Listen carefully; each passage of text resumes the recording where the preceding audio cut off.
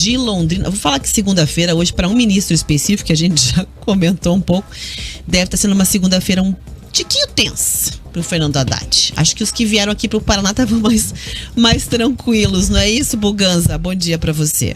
Bom dia, Rafa. Para você, para o Riva, para todo mundo que começa mais uma semana junto com a gente, os ministros da Agricultura, do Desenvolvimento Agrário, visitaram a região de Londrina, então, no final de semana. O ministro Carlos Fávaro comanda aí a Agricultura e o Paulo Teixeira, do Desenvolvimento Agrário, estiveram no sábado em Centenário do Sul, cidade que fica a cerca de 90 quilômetros aqui de Londrina. Antes de se deslocarem para a cidade, os ministros e membros da comitiva que vieram participar da primeira festa da colheita de soja livre de transgênico do Paraná passaram em Londrina, onde foram recepcionados ainda na pista do aeroporto pelo prefeito Marcelo Bellinati, pelo vice João Mendonça e membros do primeiro escalão da prefeitura. Depois do encontro com Bellinati, os ministros foram até o assentamento Fidel Castro, que é formado por cerca de 220 famílias sem terra há 14 anos. O plantio de soja convencional, como também é chamado a semente não transgênica, vem crescendo a cada ano em assentamentos e acampamentos do MST. Nas comunidades Fidel Castro e Maria Lara, de Centenário do Sul, as lavouras já ocupam 200 hectares. O evento em Centenário foi a estreia de Carlos Fávaro em uma área de assentamento de trabalhadores sem terra.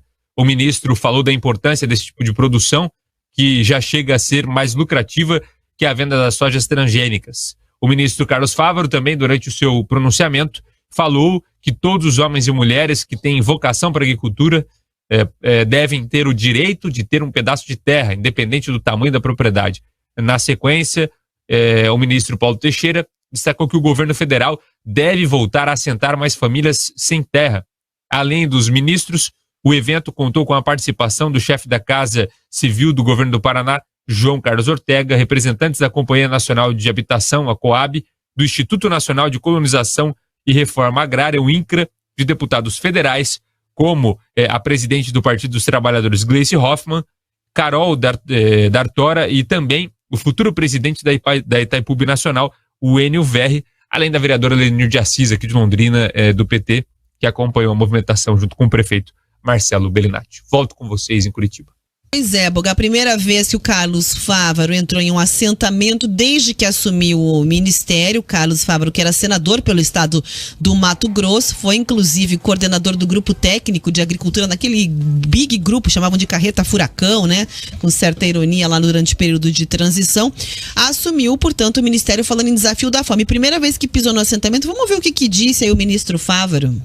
Estamos com o ministro Paulo Teixeira, deputada Gleice aqui juntos, para trazer a mensagem para o presidente Lula que a agricultura familiar será muito valorizada nesse governo. Ela é tão competitiva quanto a agricultura empresarial. Qual a diferença? Que ela precisa mais da mão amiga do Estado. Tudo isso precisa ser papel do Estado fornecer ao pequeno produtor para que ele exerça melhor a sua vocação de produzir alimento e ter a sustentação da sua família com dignidade. Daí, portanto, a fala dele visitando o Paraná. Obrigada ao Vinícius Buganza, lá de Londrina, fazendo registro pra gente hoje, Iva. Daí, portanto, feita, essa visita ao Paraná aí de parte do Ministério. Me chamou muita atenção que o Buga até colocou a presença lá do futuro presidente da Itaipu. A gente estava falando ainda hoje no jornal que nós estamos quase em março e vários departamentos do governo ainda têm a sua composição não definida. E mesmo os que têm, ainda enfrentam aí situações bastante complicadas. Caso hoje do ministro da Fazenda, Fernando Haddad, que está aí num fogo cruzado, entre alas do governo, que querem ou não querem exatamente manter a desoneração dos impostos federais sobre os combustíveis. É o assunto do dia. É o assunto do dia, A mão amiga do Estado é a gente que paga, E você precisa mesmo de uma parte social muito forte? Por óbvio que sim. Você não pode deixar as pessoas na miséria, passando fome de forma nenhuma.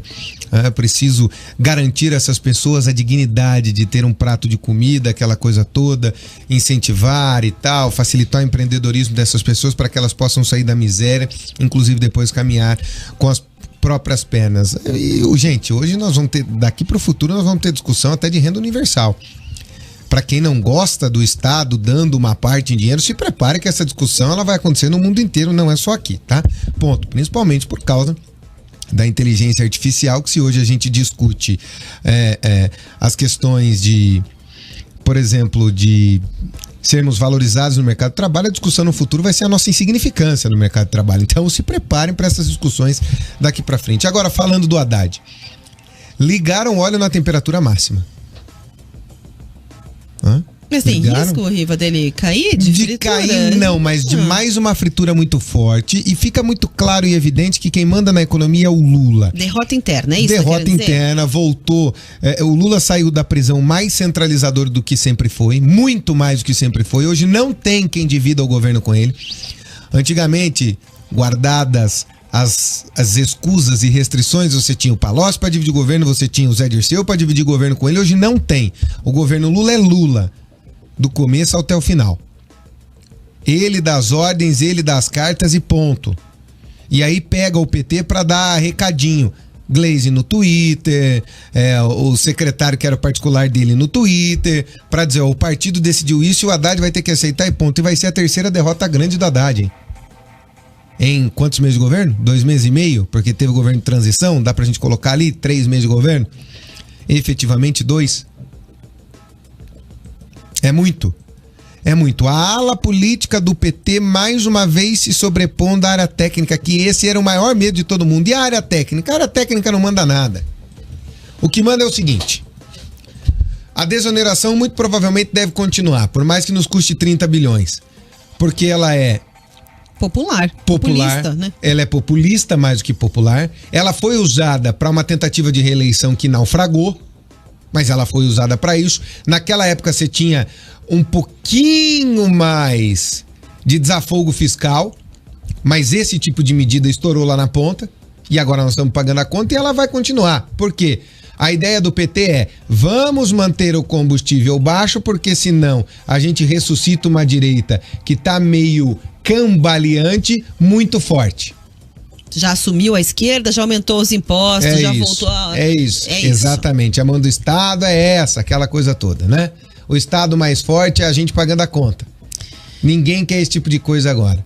Mas existe uma questão muito paralela do governo todo que eu estou observando aqui. A gente conversou agora sobre a questão da agricultura, de um ministro que vem falar sobre assentamento, sobre agricultura familiar, que foi o que ele falou. Mas temos um país que vive do agronegócio. O governo do agrobusiness Lula... Agrobusiness. Né? O governo Lula sempre vem dizendo, o presidente da República sempre vem dizendo que acharia um meio de conciliar, né, o desenvolvimento agrícola com a preservação ambiental.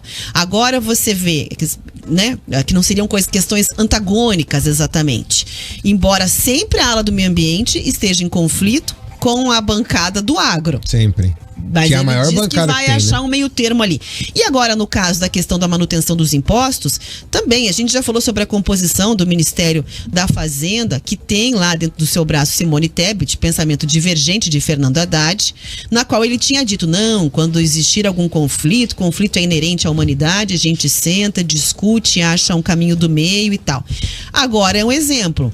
Vem uma ala do governo que quer que a desoneração continue, porque vai tomar chumbo político se aumentar os impostos em cima do combustível. A população, obviamente, não vai compreender. Não vai gostar, né? Vai ter aquele discurso, voltou o PT, já subiu toda a gasolina e combustível e tal.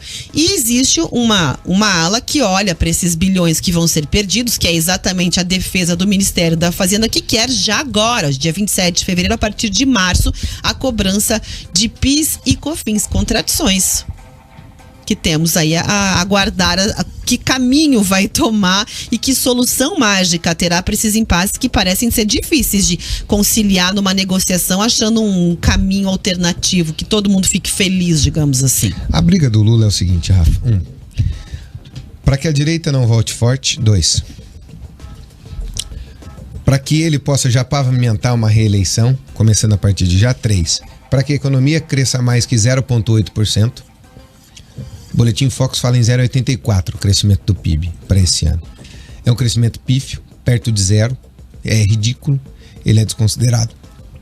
E 4, alguma forma de cumprir o que prometeu nas eleições, porque agora o povo não tem mais memória curta. Como ele vai conciliar tudo isso, eu não sei. Quem promete demais, quem fala muito, dá bom dia a cavalo, diria minha avó. Quem fala muito, dá bom dia a cavalo. E aí, como é que faz pra conciliar todas essas coisas?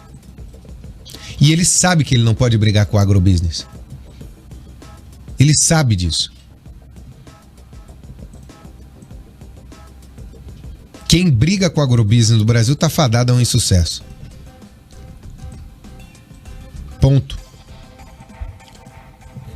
E outra, ele vai ter que se mostrar ao mercado internacional como esse presidente conciliador, bonitinho, Lulinha, paz e amor, que trabalha por um agronegócio verde,